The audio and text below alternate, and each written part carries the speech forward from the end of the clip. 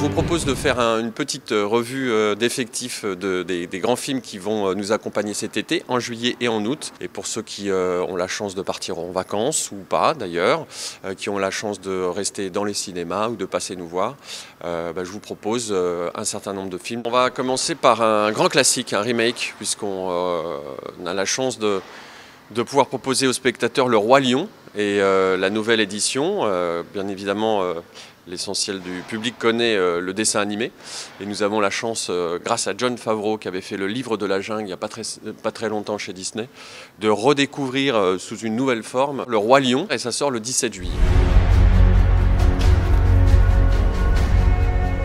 Tout ce que tu vois obéit aux lois d'un équilibre délicat.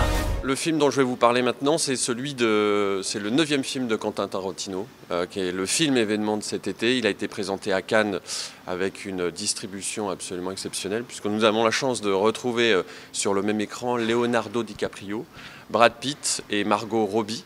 Et Quentin Tarantino nous propose de replonger dans les années 70 et dans le Hollywood des années 70. Et ça sort le 14 août. I'm Rick Dalton. It's my pleasure, Mr. Schwartz. Call me Marvin. Put it there. That your son? No, it's my stunt double, Cliff Booth. Je vous propose de faire une petite revue d'effectifs des grands films qui vont nous accompagner cet été, en juillet et en août. Et pour ceux qui ont la chance de partir en vacances, ou pas d'ailleurs, qui ont la chance de rester dans les cinémas ou de passer nous voir, je vous propose un certain nombre de films. Roubaix, nouveau film de Pléchin, qui est en plus quelqu'un qui est de la région. Film qui a été présenté également au Festival de Cannes. Et nous avons la chance de découvrir un Roubaix que certains ne connaissent sans doute pas, avec Roche Dizem qui joue le rôle d'un commissaire et qui est chargé d'une enquête policière. Et donc nous allons découvrir ces personnages, emmenés donc par un casting exceptionnel avec Roche Dizem, Léa Seydoux et Sarah Forestier. Et le film sort le 21 août.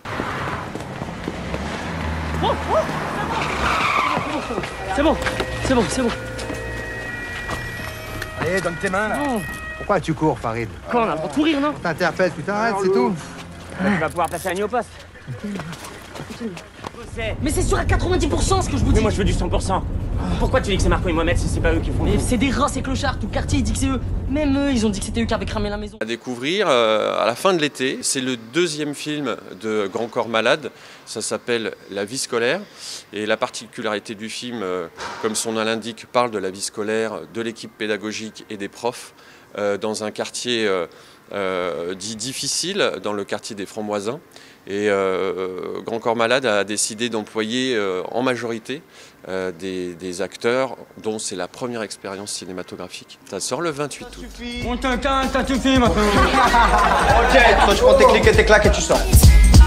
Tu leur donnes aucune limite, tu crois que tu leur rends service? On les gère tous les élèves, d'accord, on n'est pas là pour faire un concours. Alors attends, quand un élève se fout ouvertement de ta gueule, qu'il dit que physiquement tu ressembles au fils de Trump croisé avec Van Gogh, pardon, non, et pour moi c'est l'irrespect. Excuse-moi, franchement, sur la vie de ma mère, tu as la même tête que Van Gogh. Tout à fait d'accord.